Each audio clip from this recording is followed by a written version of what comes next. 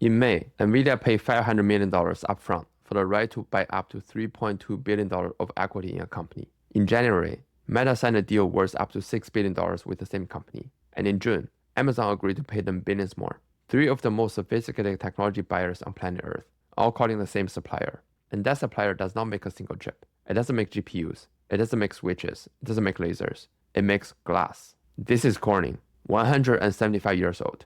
The company that made the glass in Thomas Edison's light bulb and the glass on the front of your phone. And in the last 12 months, its stock went from $51 to $272 and then fell all the way back to around $190. So here's the question this video answers. Is Corning the smartest pick and shovels bet in AI? Or is it the most expensive glass company in human history? I'm Leo. This is for educational purposes, not financial advice. To understand Corning, you have to understand something almost nobody explains properly. When you hear that an AI model was trained on 100,000 GPUs, a GPU being a specialized chip that does the actual math, you probably picture 100,000 computers humming away, each doing its own little piece. That's not what's happening. Picture a factory, 100,000 workers on the floor. But here's the catch. They're not building 100,000 separate things. They're all building one thing, together. And every few seconds, every single worker has to stop, turn to every other worker, and share what they just figured out before anyone can take the next step. And that is what training an AI model actually is. 100,000 chips, forced to behave as if they were one single brain.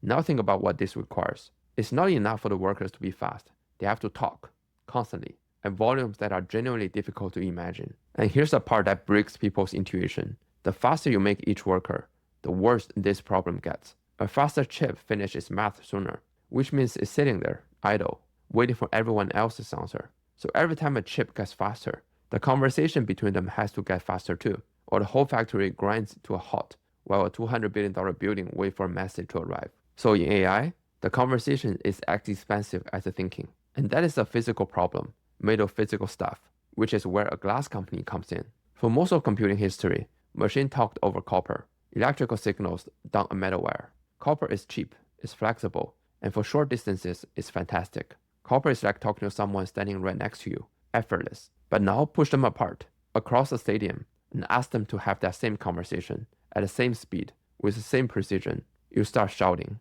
you start losing words, you start burning enormous energies just to be heard. And that's copper at AI speeds. Push more data through a copper wire, and the signal degrades. It gets noisy, it generates heat, and past roughly 2 meters, about the length of a rack of servers, at the speed modern AI demands, copper essentially stops working. Two words you'll hear constantly. First, bandwidth.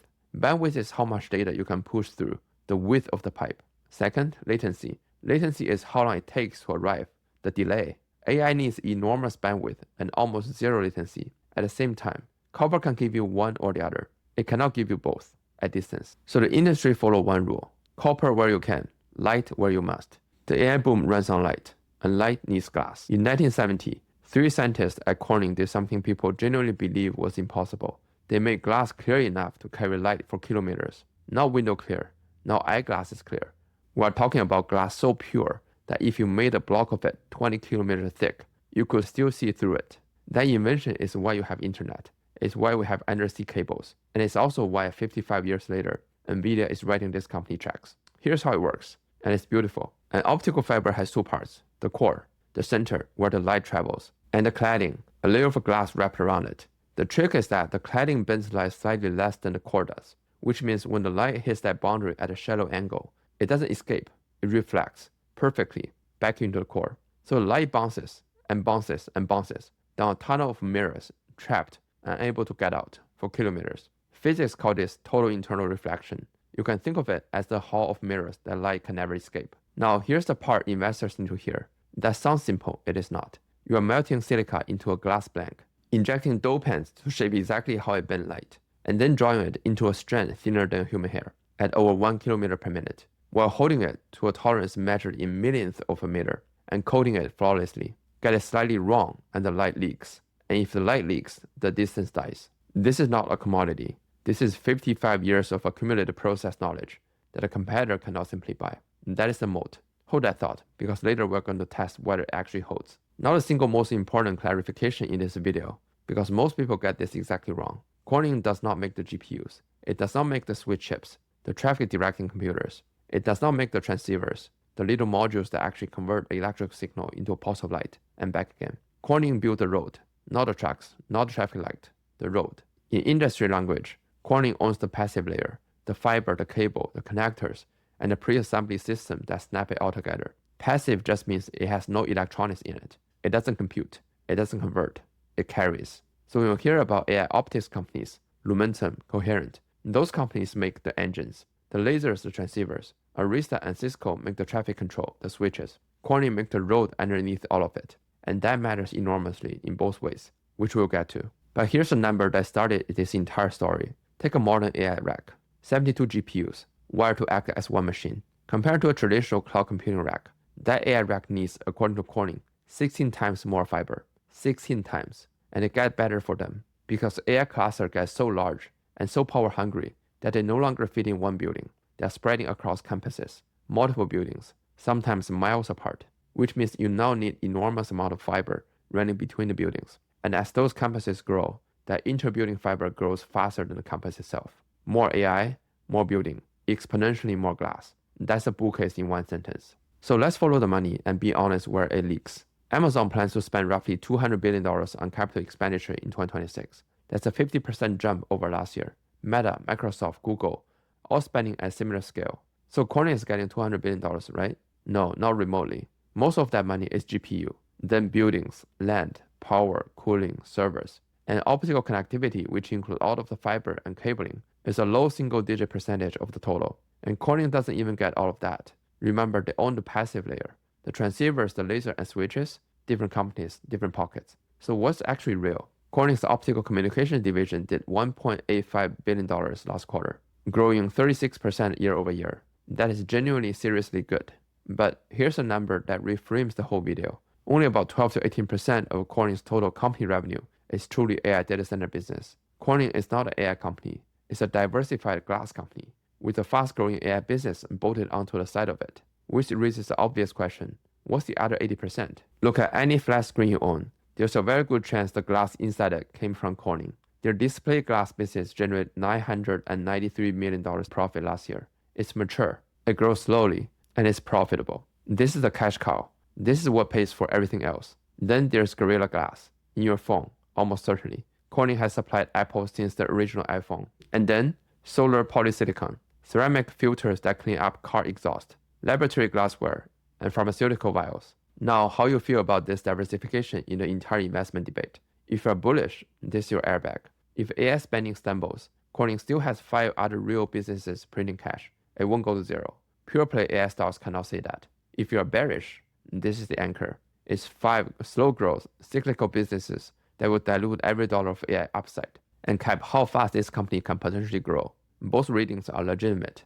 Which one is correct depends entirely on what you are being asked to pay. So let's talk about the price. Corning currently trades at roughly 90 times earnings. That means for every dollar profit this company makes in a year, you are paying about $90. Corning deserves a premium, better moat, better margins, better customers, fine. But even models that adjust for its growth rate suggest a fair multiple closer to 60 times, not 90. And then there's a detail that should make you sit up. Free cash flow. The actual cash left over after all the bills are paid. It's going the wrong way. Corning generated $188 million of free cash flow. Meanwhile, capital spending this year is rising to roughly $1.7 billion. They are spending far more than they are bringing in, building factories ahead of demand. Management says the cash comes later. Maybe it does. But you are paying 90 times earnings for companies whose cash conversion is currently getting worse, not better. And one last thing. Over 3 months, Corning insiders sold about $54 million of stock. They bought none. That's not proof of anything.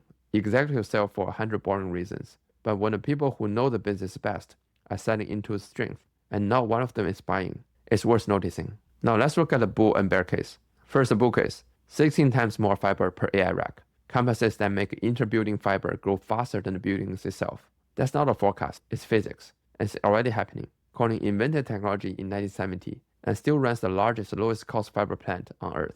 You cannot replicate 55 years of process knowledge with a checkbook. And here's the elegant part. Fiber does not go obsolete. When the chip generation flips, and it flips constantly, the transceiver companies have to redesign their entire product. The glass doesn't care. The same fiber carries 400G, 800G, 1.6T. You lay it once, it just keeps earning. Meanwhile, Nvidia, Meta, and Amazon have signed multi-year agreements, some with cash prepaid, giving Corning 5 to 7 years of visibility that no competitor in this space can match. And growth is profitable growth. Last quarter, optical revenue grew 36%, but optical profit grew 93%. That is operating leverage, working exactly as advertised. Not a bear case. AI is 12 to 18% of the business. That does not justify 90 times earnings. Fiber can be commoditized, and Corning is currently expanding its own connectivity capacity tenfold. Add the Chinese producers expanding alongside them, and you have a textbook setup for glut. Today's favorable pricing exists because fiber is scarce.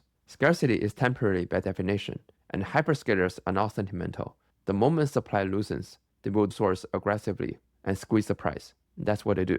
And then there's the ghost, because Corning has already lived in this exact movie. In the late 90s, during the telecom fiber boom, analysts said demand was essentially infinite. Corning believed them. It expanded aggressively. When it broke completely. A $4.8 billion loss in a single quarter. Around 8,000 jobs eliminated. The stock fell over 95%. And the man running Corning's fiber business during that collapse, Wendell Weeks, he's the CEO today. Now, in fairness, it's genuinely different this time in one crucial way. In 2001, the customers were leveraged telecom startups that went bankrupt. Today's customers are Amazon, Meta, and Nvidia, three of the most cash-rich companies in existence, who are prepaying. That's a real difference. It's not nothing. But history doesn't repeat. It rhymes. And this rhymes loudly. And notice, both cases agree on the facts. Both agree AI demand is enormous and real. They disagree about two things only: how long it lasts, and what is worse today, which is exactly what the next earnings report start to answer. Corning reports on July 28th. Here's exactly what I'm watching. 8 things. 1. The optical growth rate. This is the number. Above 30%, the story is intact. Below 25%, the thesis is cracking. Everything else is secondary. 2.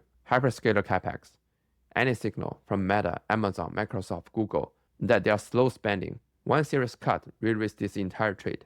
3. Fiber pricing. Today's shortage is doing enormous work for Corning's margins. Listen for whether pricing is holding, or whether new capacity is already softening it. 4. Free cash flow. Management promised the cash would convert at nearly 100%. Last quarter, it was $188 million. Show me the cash. 5. Optical net margin. It held around 21%.